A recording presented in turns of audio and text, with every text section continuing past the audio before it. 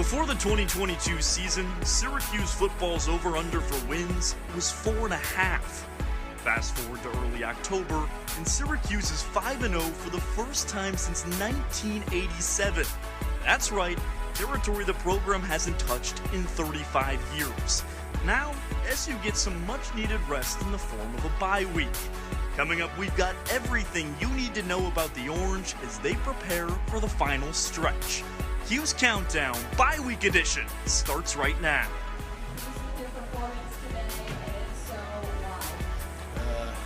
I would say I'm pleased. It's been a couple weeks, but guys came out today, played hard, and definitely want to win.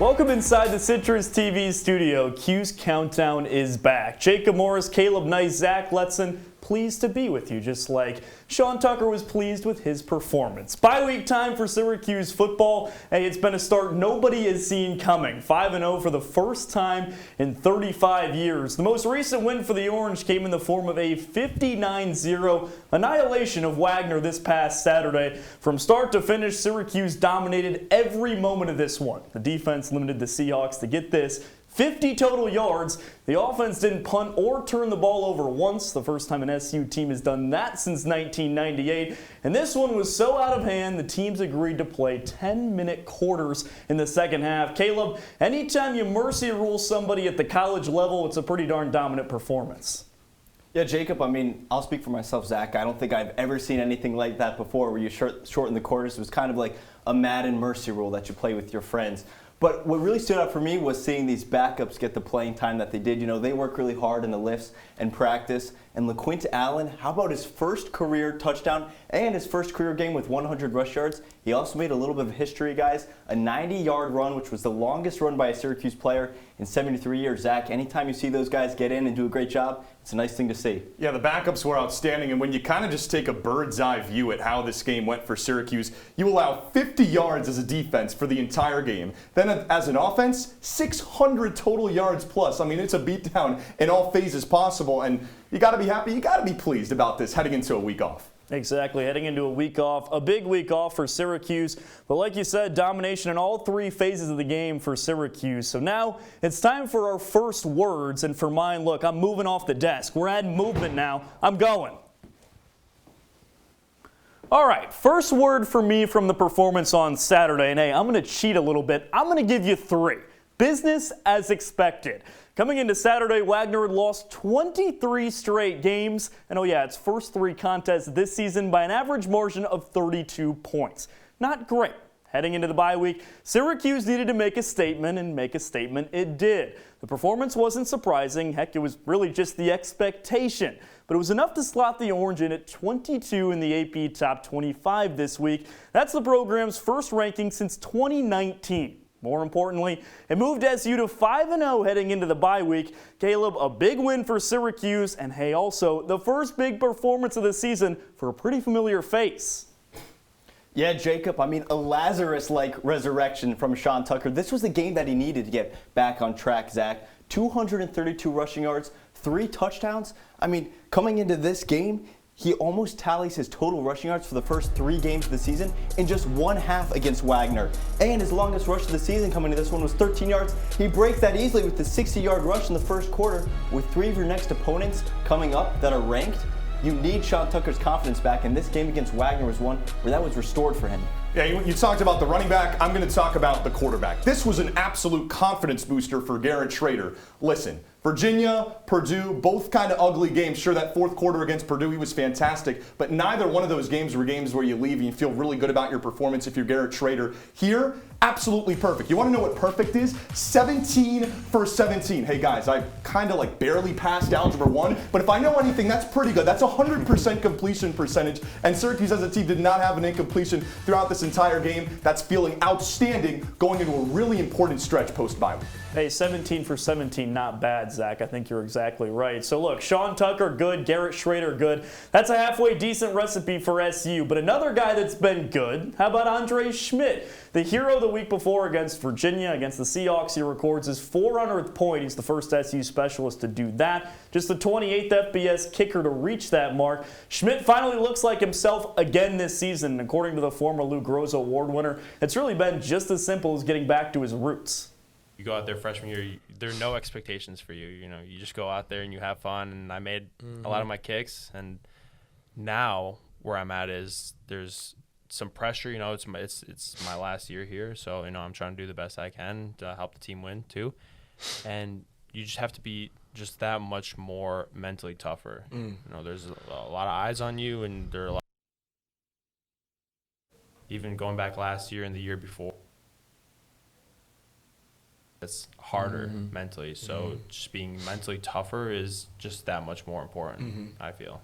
Yeah, I think that's dope, right? So yeah, we talked. I just want to go back to the UVA game. So far, so good for Schmidt in that category, guys. 10 of 11 on field goals through 5 games. Redshirt senior was just 9 of 14 all last season. Caleb, if SU plans to go far, having Schmidt in good form, real nice thing to have in your back pocket. Yeah, and I mean, his right leg is a real nice thing to have in your back pocket. I mean, that's one of the main reasons, guys, why Syracuse is 5-0. And to put a little analogy for you guys, I think Andre Schmidt is criminally underrated on this team. Zach, I know you mentioned it before, when you open YouTube and you get a video that has no ad, you don't really think about it until you get a video that does have an ad, and that's Andre Schmidt on this team. He's a YouTube-free ad video, and I think a player like that is just important to have because you have him in your back pocket, and you just need him all the time. I'll tell you what, Caleb, I don't have some spectacular YouTube analogy to give you about Andre Schmidt, but I'll say this. Pressure and dealing with it is what being a kicker is all about, and it's no secret. You really struggled last season. I think that pressure got to him because the guy that won the Lou Groza Award, you know, the expectations sky high. He's doing an excellent job at dealing with that pressure. I give a lot of credit to Syracuse's new special teams coordinator, Bob Ligashevsky. He's in his first season here at SU. He's dealt with a lot of pros, spent over a decade in the National Football League. Here he is, first season at Syracuse, and he's making a big-time difference for Schmidt. Schmidt's making a big-time difference, and it's showing for Syracuse. Hey, Caleb, unfortunately, we're not a YouTube video without ads. It's time for our first break here on Cuse Countdown. And when we come back, we talk stories of the season, podcasts, and a whole lot more. CC rolls on after this.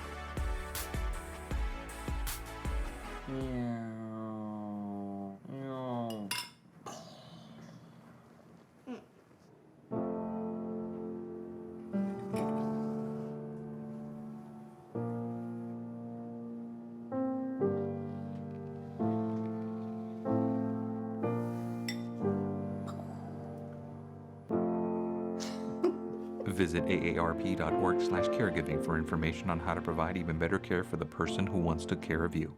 Well, Thomas, you've got prediabetes. But with more exercise and a change in diet, it can be reversed. I've tried exercising. It just makes me hungry for bacon. I love bacon, too. And who really likes to exercise? Not me. Me neither. Nobody. So we're good? What? Oh, you still have prediabetes. Big time.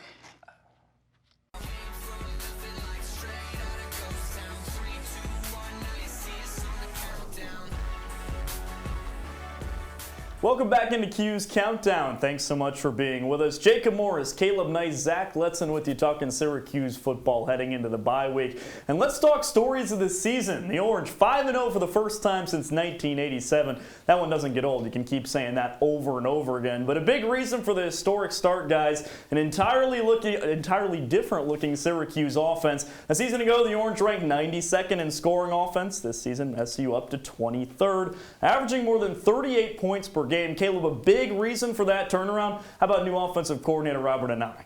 Yeah, Jacob, Robert Anae has his team 16 for 16 on scoring in the red zone, and knock on wood, but they're doing really well. And last season, they were really heavy on that run game. They were first in the ACC in rush yards, but all the way dead last in pass yards per game. Now you have Schrader, who's back in a form we've never seen him be before, and Sean Tucker last game against Wagner. He's showing forms of his 2021 self. You put both of those together, and you have an offense that's led a team to being 5-0, Zach. Yeah, I think you hit the nail on the head. It's all about balance, right? Because we talked about it. Number one in rushing, dead last in passing. You need something in the middle, right? Something that's going to help the engine go a little bit, and that's exactly what Robert and I's brought. Give a lot of credit to Jason Beck, the new quarterback coach as well. And who I'm going to give credit to is, hey, Syracuse has their best wide receiver in 3, maybe 4, maybe 5 years. That's Arande Gadsden. Syracuse hasn't had that go-to option, hasn't had that guy, that right-hand man for their quarterback over these past 2 seasons. That's changed this year, and this offense has taken off. Zach, the offense has taken off. The offensive scheme has been great. The man under center, not too shabby either. Garrett Schrader's completion rate up from 52% to 70% this season. 9 touchdowns through the air all of last season. How about 10 TDs already through 5 games this season? Zach, Schrader's been the catalyst all season long for the SU offense, and he's doing a whole lot better of a job at making decisions. Yeah, Jacob, something that Schrader's done an excellent job of this season, deceiving opponents, not letting them know where he's going to go with the football, because something he struggled with last season, that first read he'd make, it was the only read that he'd make, and defenders would read it super easily. Take a look at one of the worst games he had last season against NC State. Schrader makes the read. That's to Sherrod Johnson, who's coming over the middle. He does not change his eyesight the entire time, so what happens? Drake Thomas reads him like a book, picks him off immediately, way too easy. And Caleb, this is something where he needs to deceive opponents and not give away so easily where he's going with the ball, and he's really done a great job of that this season. Yeah, Zach, I mean, that's the one thing safeties are looking for. If they want any idea of where that ball's going, they're reading the quarterback's eyes, because if he's staring at his target, you get a sense, hey, this is where the ball's going, jump in front, make a play like that. But you're right, this year, something Garrett Schrader's doing a way better job at. We're going to flash forward to the UConn game from this season. Check this play out. Tucker's going to go out to the right. Look at Schrader's eyes right here. He's got his eyes locked on Sean Tucker. That freezes that UConn safety over there in case Tucker gets a ball. He's got to make a play. Last second, that's when Schrader finally turns his head up the field and finds Courtney Jackson wide open, because that safety was stuck over in case Tucker gets a ball. Play like that, so nice, Zach, it deserves a little bit of an airplane celebration. Caleb, I think we could all do our best airplane impression. I think that'd be good. I think it's worked for the Syracuse offense as well. But hey, Schrader impressive to say the least, especially considering, well, the offensive line hasn't been entirely stellar. The Orange tied for 95th in the country, giving up more than 2.5 sacks per game. Zach, it's been perhaps the one dark spot in the SU offense, and it's something the Orange really need to fix before the bulk of the ACC schedule comes around. Jacob, there's no secret. I mean, this offensive line got straight up embarrassed against Virginia. You give up 6 sacks. And I mean, UVA, if you watch that game throughout, they're sending 4. They're not even sending a blitz, and they continue to get to the quarterback. I think this offensive line, look, they lost Aaron Cervais from a season ago. That was one of their kind of go-to guys, started 60 straight games for Syracuse. They're still learning to gel together, and that's kind of the one key here to Garrett Schrader improving even more, and to getting Sean Tucker going, because Sean Tucker's a guy that really, of course, in the Wagner game, he was spectacular, but Virginia and Purdue, he was a non-factor in those games, and the offensive line was a huge reason why. Yeah, in my opinion, the offensive line is the Achilles heel of this Syracuse team, and quite possibly the reason why Sean Tucker hasn't had the numbers that he had last season. I mean, last season, in just 3 games, he was held to under 5 yards per carry. Now this year, in all 4 games against FBS teams, he hasn't surpassed that 5-yard per carry mark. It shouldn't take the equivalent of a JV team in Wagner to finally get past 5 yards a carry. Hey, listen, varsity or junior varsity designations on Wagner aside, the offensive line's got to be better, but hey, let's go to the other side of the ball. The SU front 7 hasn't been an issue. It's been dynamic. 13 sacks through 5 games. Caleb Okechukwu, of course, came up with a pick 6 against Purdue. Caleb, we knew perhaps the SU secondary would have some playmakers this season, but that pass rush has been pretty darn impressive. Yeah, I mean, this pass rush is ranked 20th in the nation in passing yards allowed per game. I think a lot of that is credit to the mob, which we'll get to later, but it's guys like Michael Jones who are stepping up for the Orange, making sacks. He leads a team with total tackles in 33 and has 2 sacks. Opponents just averaging 14 points per game against the Cuse. Wagner was shut out and held to just 50 yards, Zach. A lot of that's credit to this pass rush we're seeing from the Syracuse team. Yeah, I think the defensive line has really been one of the stories of the season, because you remember coming into the Louisville game, coming into the beginning, the talk was, hey, everyone's basically gone from the defensive line with the exception of Caleb Okechukwu. I want to talk about some unsung heroes. Of course, you see Michael Jones, Garrett Williams, Marlowe Wax. They've been fantastic. How about the Jatius Gears of the world, the guys that have had to be forced to step in and make an impact? Steve Linton. Syracuse has had injuries and a lot of inexperience on the defensive line. line, and they still showed up and showed out and been fantastic. Zach, you're exactly right. The pass rush has been fantastic. It's played a big role in that defensive resurgence for SU. And hey, I mentioned Caleb Okechukwu a little bit earlier. Let's go to our Caleb, Mr. Nice. Okechukwu, he hasn't just been tearing it up on the gridiron. He's becoming quite successful off the field, right? Jacob, the New York Sack Exchange, Purple People Eaters, the Steel Curtain, all historic defenses that displayed utter dominance and had a pretty sweet name to go with it. But it's time to add a new one to the list, the Mob. It's not just a name, it's a mentality for the Syracuse defense. Tony White's squad is already putting up big numbers, shutting down opposing offenses. The Mob is holding opponents to just about 270 yards per game, which ranks 13th in the nation. What originally started as just a nickname for the linebacker corps is now embraced by the entire D. Each member of the Orange defense wears a black wristband each and every game. On one side is etched the Mob to remind the players of the special group they represent.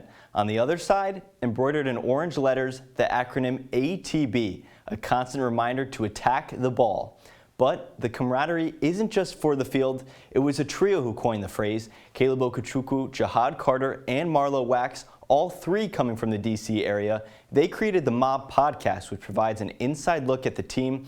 That's right, guys, they're coming for our jobs now. But really, just another level to show how tight-knit this group is. Now, everyone sees Michael Jones after the game holding up that whiteboard with Mob scribbled across it, but now you know why it means way more than just 3 letters. Caleb, Syracuse fans are digging it, and hey, why not? SU is 5-0. The podcast giving the Orange faithful a look behind the curtain of sorts. Each episode comes out once a week on Syracuse's YouTube. It's been a nice little addition to the season for Syracuse. But all right, another time for a break here on Cuse Countdown. Don't go anywhere. We've got a special treat coming up for you. We pull out the white coats, the goggles. CC Labs makes its return. You're not going to want to miss it.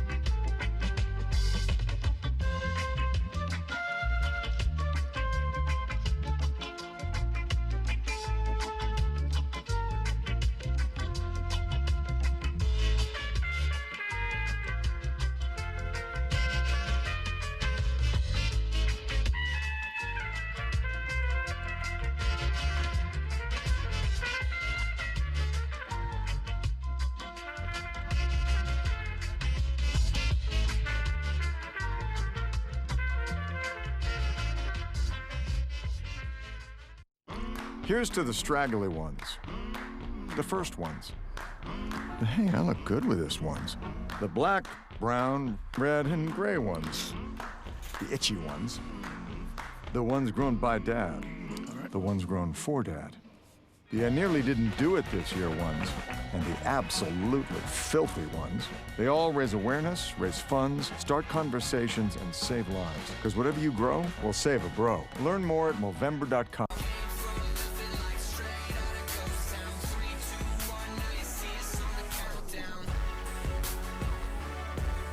Welcome back to Cuse Countdown. Zach Letson, Caleb Nice, and Jacob Morris with you. And folks, this is where things start to get interesting. We've talked Syracuse after the bye so far. Now we're playing CC Labs. I'm going to give each of you a player or a position group, and you guys are going to do your best to be chemists, right? You're going to give me the ingredient, the magic thing that player or position group might be missing. So, hey, without further ado, we're going to start with Max Mang. The tight end has been, well, frankly, nowhere to be found, and that's part of the issue.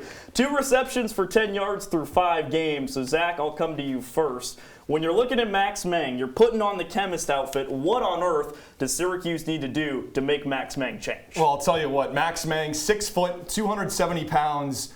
I'm going to channel my inner Patrick Star right here, okay, right? Because right. Trevor Pena, he's fast, right? Max Mang, he'd love to have some speed, right? So what you're going to want to do, take Trevor Pena's legs here, and you're going to want to move them over here. That's what you're going to want to do. Give him some speed, because if he's a speed threat, I mean, like I said, this is a guy who's huge, 6'7", 260. That's the one thing he's missing from his game. That would add a huge layer to this offense. Yeah, and I think there's so much more potential being locked with him. I was going to say it too. 6'7", 260. He's the biggest target on the field for Schrader. I say you got to add a catalyst to Max May. Speed up the reaction a little bit. Get him out, couple yards out, get a quick pass, and see if his size can translate into anything. Get him downfield, maybe knock over a couple guys, bulldoze him over. Max May needs a catalyst. Let's speed him up. All right, a little bit more of a scientific answer there from Caleb. Zach's just saying we're transplanting something from one player and putting it on another, but that's fine. Let's talk wide receivers. Oronde Gadsden, he hasn't been like Max May, guys. He's been fantastic. Looks like a number one option, but Caleb, as far as the rest of the wide receiver group, it's been a bit of a by-committee approach. So when you look at the receivers, you've got the goggles on now. What does Syracuse need to do to get them involved? All right, guys, hang with me here. We're going to add electrolysis. Now, if you guys don't know, that's it's splitting water. It's splitting the hydrogen and the oxygen. We're going to split water. We need to split these receivers out on the field. They're not getting any separation. I mean, we saw it against UConn and Wagner, games that both featured 0 drop balls from the receivers. It made Schrader comfortable because all his receivers were in open space. They were splitting. That's electrolysis right there. We're seeing it. Syracuse, they're a science team, okay? Separation needs to continue down the stretch when you get into some of these top defenses like Clemson. Well, Caleb's going to break out some super fancy scientific word. Listen, I don't have any of that in my dictionary, I'll tell you that much. How about a claw machine? That would be pretty nice, right? Oronde Gadsden, he's pretty good at football, right? Pretty good at getting out in space, winning those 50-50 battles. That's what Syracuse is kind of missing from the rest of its receiving core. I mean, let's be honest, no one else is even averaging 3 catches a game. That's got to change. You got to have someone that can win those 50-50 balls downfield. Hey, that sounds pretty familiar because that's Oronde Gadsden. So clone him, Jacob. All right, I'm sensing a bit of a theme between the two of you. We've got fancy scientific words from Caleb. Zach maybe is just a little bit more straight to the point. Yeah. Regardless, Gadsden's been good. Maybe the receiver group needs to be a bit better. But from offense to defense, Tony White's bunch, we talked about it before the break. They've been pretty darn good. How about 9th in the country in scoring defense so far? So, Zach, it's hard to complain. But as Syracuse approaches a tough ACC slate here down the stretch, what is Tony White's bunch? What is the ingredient that needs to be added in to make changes necessary to succeed? Listen, you hit it on the point. It's very hard to find things to try to perfect, to try to find things to correct for this defense. The one downside, it's been a banged-up group. You got 2 starters, Terry Lockett, Stephon Thompson. They're gone for the season. Right now, Derek McDonald's also been injured. He hasn't played these last couple games. Jahad Carter and Elijah Clark were injured. They came back against Wagner. My goodness, I just mentioned 5 names. Give these guys a doctor, for God's sake. That's what they need. They need these guys to be back because at the end of that Virginia game, Jacob, it was ugly because you had backups. You had third strings in there. They were making plays. Syracuse was forced to the brink. But they'd love to get those starters back in there. Get them a doctor. Get them some magic medicine, for crying out loud. Let's get those guys back in the game. Yeah, Jacob, Zach, I know they're fun to play with in the lab, but you got to limit explosives against teams like this. I mean, Charlie Jones on Purdue, he ate up that Syracuse secondary. He had massive play after massive play. Okechukwu, he had a pick 6. What happens right after that? Charlie Jones, a 55-yard reception. Plays like that kill momentum. You got good wide receivers coming up, too. Zay Flowers in BC. You got A.T. Perry in Wake Forest. Guys like that are capable of having Charlie Jones days if you don't limit those explosives. Well, the Syracuse defense has been pretty darn good, but that's why we bring in the chemists. You got to bring in the real scientists to find something to improve with the group, right? But hey, all good things come to an end, and sadly, CC Lab's no different. Time for one final break here on Cuse Countdown. When we come back, we talk team MVPs, the slate ahead, and a whole lot more. Don't touch that remote. CC returns after this.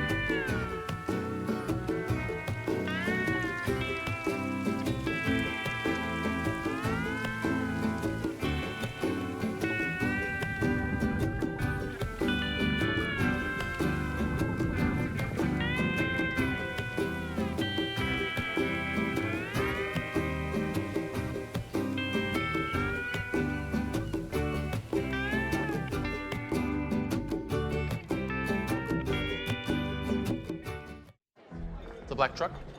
Hey, Christina from accounting. Yeah, hi. Hey, I used to date a girl named Christina. Oh, really? Yeah, and then she dumped me for my best friend. You want to see some photos of them that I took? I don't. I thought we talked about this, buddy. Buzzed and overshared again? Yeah. Yeah. I'm gonna call a car. That's a smart idea. So yeah, I know, that's why I did it. Hey, you're gonna get back to the top of the mountain. Does that mean I'm gonna get back with Christina? No. Oh. No.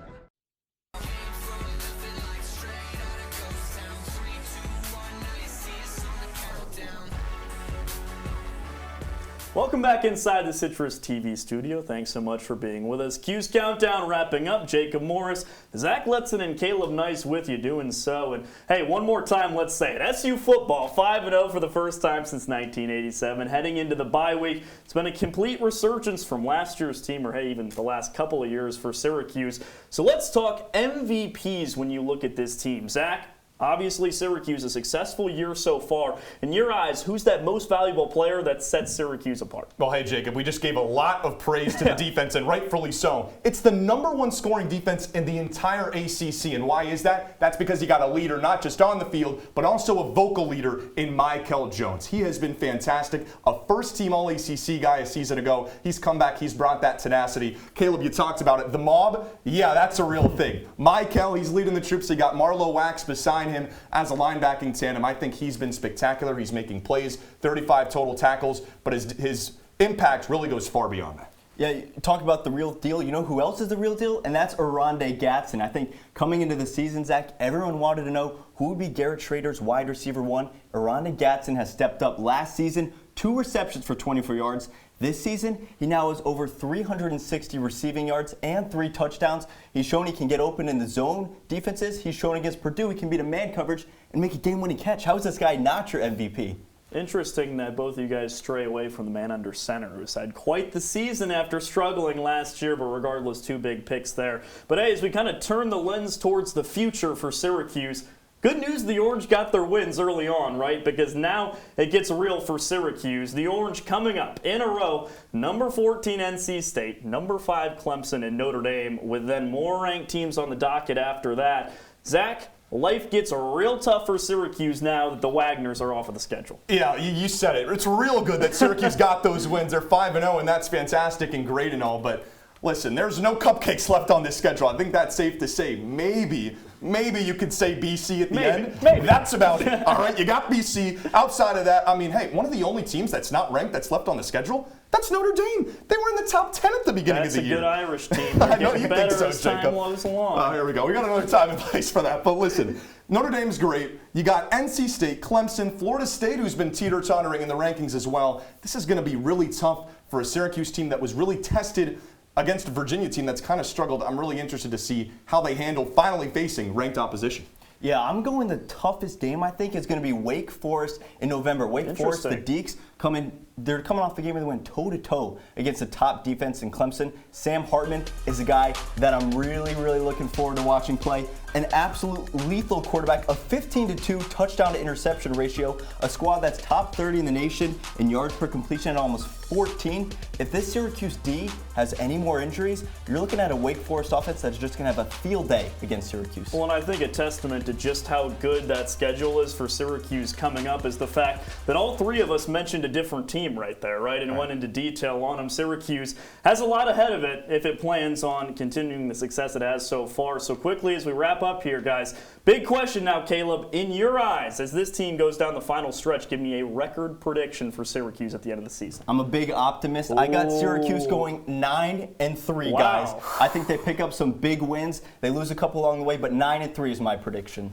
8-4 for me. Okay. You got a couple toss-ups. NC State, Notre Dame, Clemson's a loss in my eyes, but a couple toss-ups. How does Syracuse play in close games is really going to be important. Exactly, and Syracuse likely is going to have a lot of those close games coming up. Like we said, the ACC slate is going to be tough for Syracuse, but I'm here for one reason and one reason only. It's to be a pessimist. I'm going 7-5 for Syracuse. But all right, that's all the time we have on Cuse Countdown. For Jacob Moore, Zach Letson, and Caleb Nice, we'll say so long.